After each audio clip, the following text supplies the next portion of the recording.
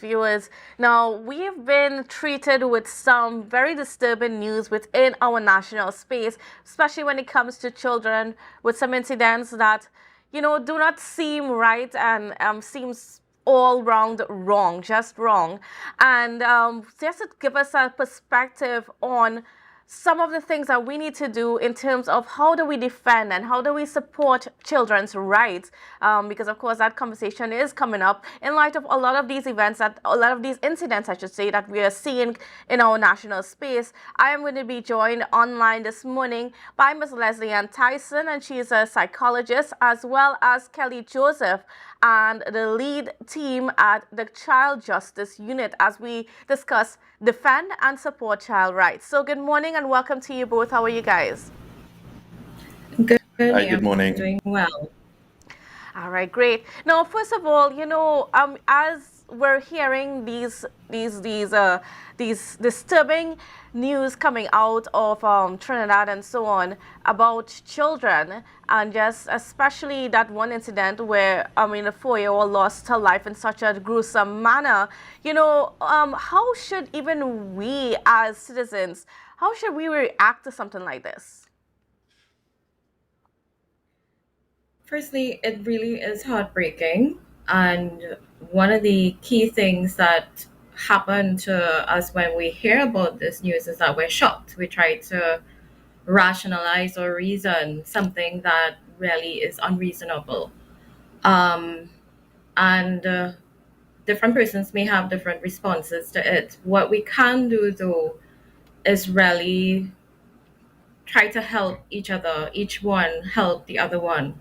If you notice signs of abuse, so for example, in terms of physical abuse, you're noticing a child or an adolescent always has a particular bruise. From time to time, they're always having unexplained injuries.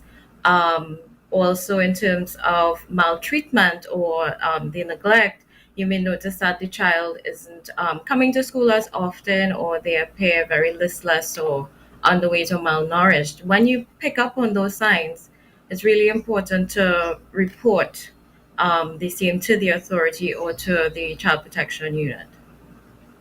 Mr. Joseph, there's a lot of child rights that are out there, and a lot of people don't understand that children have rights as well. And how do we? What are some of those rights that we, as a public, should be aware of in terms of just knowing how, as adults, we should be able to step in.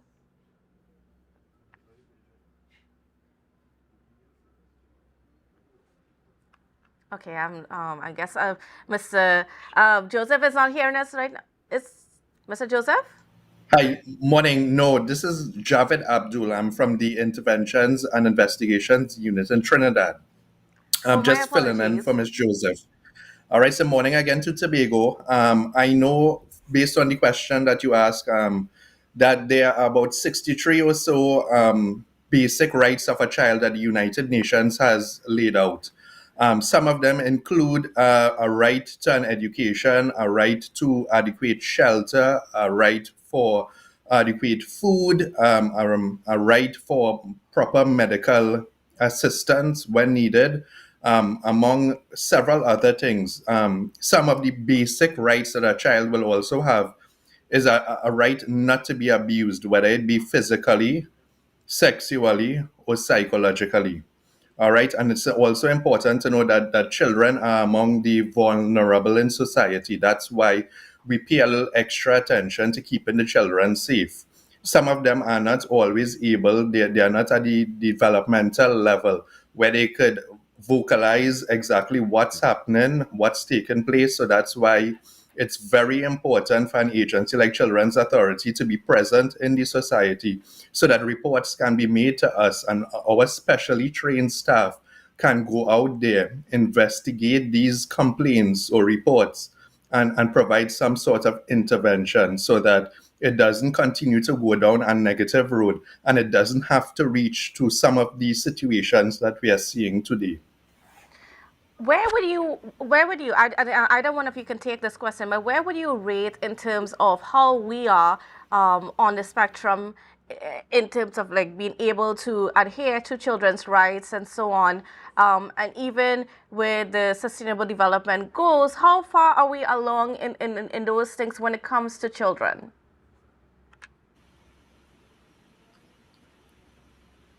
You want to go ahead, Miss Tyson? Sure. I think that we have made some strides. Now, April is Child Abuse Prevention Month, and this has been observed in North America since 1983. And within our scope in the Caribbean, in particular in Trinidad and particular in Tobago, we have seen some change in terms of the culture as it relates to how children are being treated by their parents or their caregivers. But we do have a long way to go.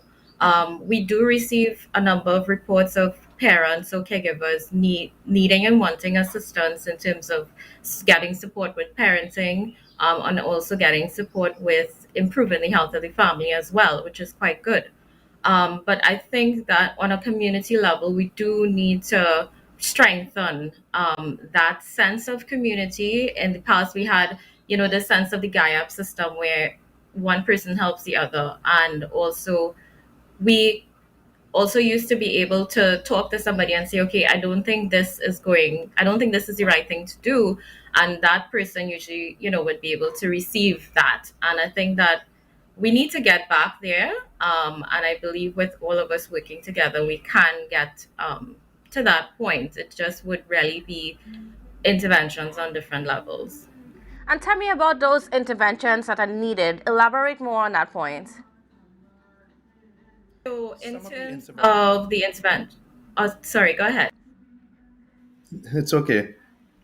But some of the interventions that could come out of an investigation that is done by Children's Authority could include support systems specific to the child, whether it be a referral to the child guidance clinic, to a medical institution for psychological intervention, such as counseling or therapy, or some specific need that needs to be addressed by the child, whether it be some type of special needs requirement, special needs diet. It could be anything from A to Z. And there are also interventions that are geared towards the caregivers of the children, whether it be some type of psychoeducation to dealing with specific issues that the child has, training or support via social services, the social development, Ministry of Family Services, where they could provide some sort of financial assistance to the family. Sometimes it might even be assisting the caregivers with getting employment, any sort of support that the family needs that they are lacking in, that will assist them in caring for any child, is an intervention that the children will make. There are also several interventions that Children's Authority roll out, not only for the family, but for the community, for the school. So we would intervene on all levels to ensure that support is there. So again, so that it does not have to reach a situation that we see in some of these circumstances now. And Miss Tyson, do you have anything to add to that? Yeah, I would love to support that also. Having safety plans with the families that we work with is really, really important. Um, because sometimes life is so hectic now that a lot of parents are under a lot of stress and caregivers as well.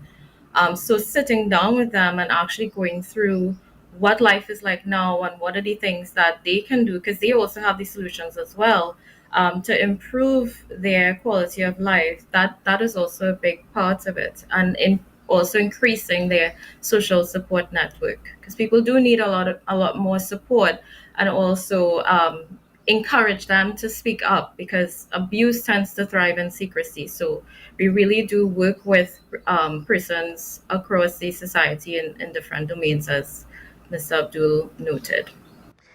So, Miss Tyson, especially you as a psychologist, what are some of the things that you are picking up on in the field when, let's say, we have these cases being brought to your attention? Can you just give us some insight as to even, what's even going on in the minds of either the children or even the parents that are attached to these children in these situations? Okay, so as a field traumatologist, what I can say is that persons are experiencing a lot of distress when it comes to meeting the demands of work, also meeting the demands of providing for their families. Children also really are going through a lot of stress as it relates to managing with school and coping.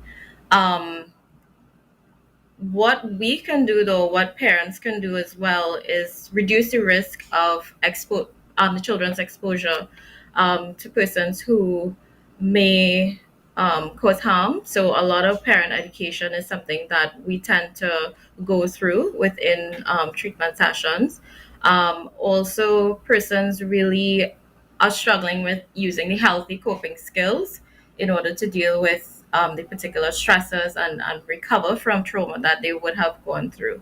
So, a lot of the work that we do is really helping persons within a safe space um, look back on some of the things that they have gone through, create a healthy coping plan and safety plan for their life right now, and also work towards that recovery and healing.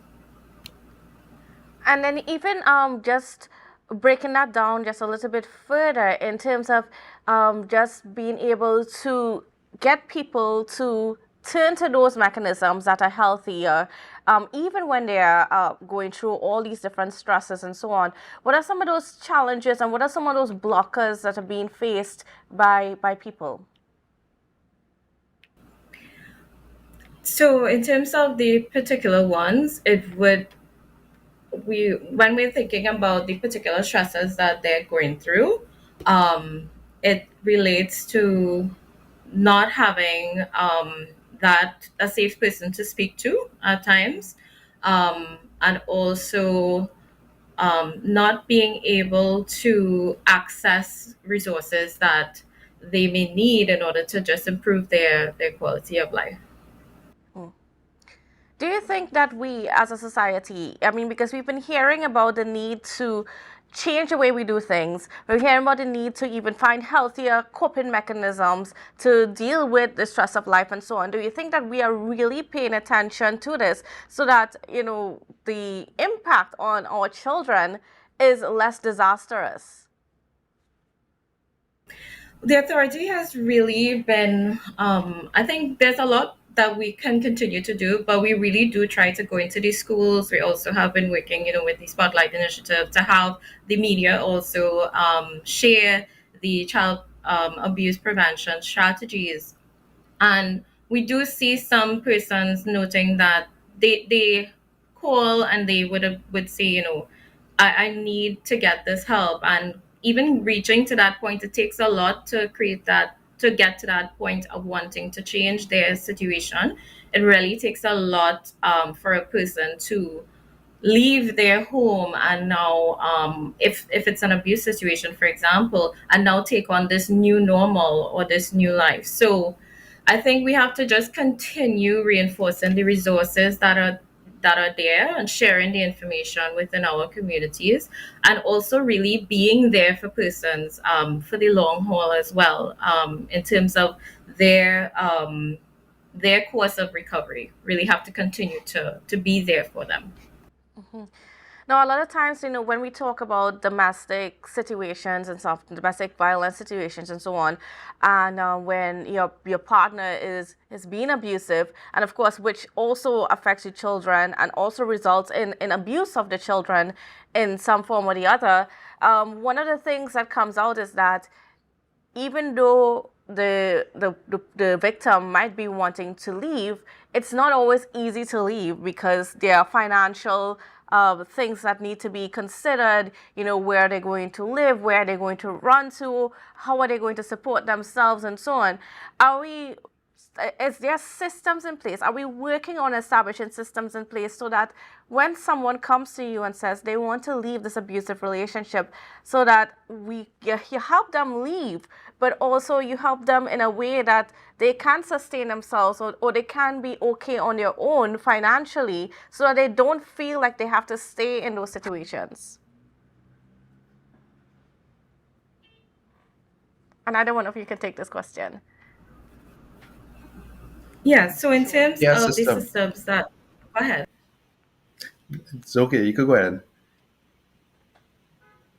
Yeah, so in terms of the systems that we do have in place, of course, we have the National Domestic Violence Hotline, and that number is 800-7283. We do also have the TTPS as well that persons can call in order to access those types of services if they need to leave their particular environment. And the authority as well, of course, we provide a safe haven for children also. Um, and in terms of the other interventions that may be required within the our context, of course, here in Tobago, we have the Division of Health, Wellness and Social Protection that provide an array of services, and we also have in Trinidad as well the Ministry of Social Development and Family Services. All right. Well, we're gonna go for a quick break, and we'll be back right after this. So viewers, don't go anywhere. We'll continue this discussion on defending and supporting child rights when we come back. And welcome back to Good Morning Tobago on Tobago Updates. Viewers, we are this morning discussing about defending and supporting child rights, and we are discussing this with psychologists Ms. Leslie Ann Tyson and Mr. Javed Abdool. Now, of course, before we went to the break, we were talking a little bit about just the psychology involved, just some of the challenges that are being faced by people within our society and so on. Now, I just want to spend some time also talking about children. What are tell me about some of the most prevalent abuse that we see happening within our space. Based on the most recent statistics that Children's Authority would have gathered, it is determined that the most prevalent type of abuse that is happening in Trinidad and Tobago is sexual abuse. All right, and a lot of it, as Ms. Tyson would have alluded to, is allowed to continue because of this level of secrecy and the notion of not telling anyone, not reporting it, and that is one of the most difficult ones I know for a lot of the children or even adults to come out and report because of a stigma that might be attached to it.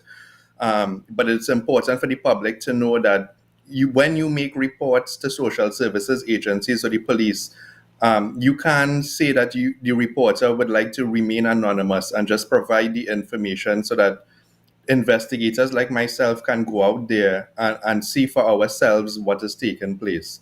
Now, there are other types of abuse that happens, such as physical abuse, which is easier to pick up on and determine because usually in physical abuse, there are physical marks, blue-black spots, dislocated joints, the child isn't walking properly, there's a swollen head, the eyes are blue-black, there's some sort of indication that can visibly be seen so that it's more easy for someone like a teacher or a pastor or a neighbor to report on things like that. Now, there are even other types of abuse that happens, such as emotional and psychological abuse, that's very difficult to pick up on and report. However, somebody who is exposed to a child specifically for any length of period, such as a teacher, a Sunday school teacher, a pastor, or somebody who sees a neighbor who sees a child regularly, they will notice a change in this child's demeanor. The child is not interested in the things that they used to be interested in. The child has suddenly just become beyond control without anything notable reason behind it. And these are some of the major emotional and psychological cues that someone who is close to a child can look out for and make reports on. And it's something, all types of abuse, regardless of popularity or severity, is taken with the same threshold, and we will investigate and roll out interventions in the same manner for any type of abuse to a child. Mm-hmm. And then how prevalent is it? Give us an idea of some of the reports or the statistics in regarding the reports. Ms. Tyson, I'm not sure if you had sight of the most recent statistics, but it doesn't come to mind the exact numbers. But I know that sexual abuse is significantly higher than the other types of abuse for Trinidad. Okay.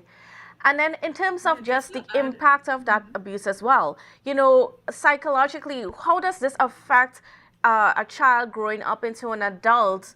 Tell me about that a bit more. Just to add and answer that question as well, one of the things we see also is withholding of food. A lot of the Hmm. times that is something that comes up, and also in particular with the physical abuse, you're seeing use of like belts or cords, etc. You're still seeing that kind of impact on our children. The psychological as well, calling children derogatory names or referring to them in a negative way, that also has a very lasting impact on the child's self-esteem, how they see themselves, and also their sense of self-worth, right? And it affects their functioning overall. So let's think about what a child does. They engage in play. So sometimes their play may be a bit more aggressive than other children. It also, if the child has experienced some kind of sexual trauma, you may see hypersexuality or sexualized play in the play therapy room or within the space that the child is living in. Another impact is, of course, on grades. Now, this could go either way. The key thing about abuse is that the person is using power and control over the next person. And so sometimes what children may do is that they put a lot of effort into their schoolwork because that is something they can control and they do really well and they're quite resilient. Or you may see a decline in their grades and other functioning if they're involved in sports or netball or something like that. Mhm. So it really depends on the child and their stage of development. So, if you're thinking about much younger children, you might see consistent bedwetting. If there's a particular issue as it relates to sexual trauma or another type of abuse, because the distress affects the nervous system, and that of course affects the rest of the body. And so our bodies really do respond to all of the stimuli that we experience, and when we really feel as though there's no way out, we go into this survival mode. And children really, then you see an increase in aggression, and I think we're seeing a lot of that in schools as well. So trauma really is something that we have to continue working to alleviate from our societies. What's a correlation between the deviant behavior that we see in society today and perhaps abuse of that same person when they were a child? So in terms of that generational trauma, we do see a lot of that when you work with the adults or the caregivers or the family members, and you speak to the history. You do see a pattern, and sometimes the persons may not realize that. So that in itself can be a motivating factor to end that cycle of abuse within the particular unit. And also for that person to also have access to that psychological or psychosocial interventions to help them recover from their particular childhood trauma. All right, great. Well, I want to thank you so much, Miss Tyson and Mr. Abdul, for being on with us this morning. We're almost out of time. But before we go, I just want to give you guys a chance to let the public know just ways in which they can make the reports, ways in which that they can even get in contact and point out incidents where they are seeing child abuse or neglect of children so that we can help protect and step in at the earliest point possible. Surely, given the Child Abuse Prevention Month, it's very important for the public to understand that a lot of these instances and a lot of these gruesome acts that we are seeing committed against children can be prevented if they are reported in a timely manner. Reports can be made to Children's Authority via hotline 24 hours 996 800 2014. Reports can also be made to Children's Authority via walk-ins. We have an office in Port of Spain, Chaguanas, using San Madeline, and there's an office in Tobago. There's also an assessment center in Sangre Grande. Even if persons are not comfortable calling or coming in, you can send an email to registry at ttchildren.org. And also, a friendly reminder is that if the reporter wants to remain anonymous, they can say so, and their details will never be recorded. Okay, just the information for us to act on. And in any major instance, a report can also be made to the TTPS, to any police station, especially the Child Protection Unit of the Trinidad and Tobago Police Service. But any station will take the report and forward it to the necessary persons. All right, great. Thank you so much for being on and for sharing all that information with us this morning. And viewers, please don't go anywhere. We've got more coming up for you after the break. Morning, rise up to a brand new dawn, and I step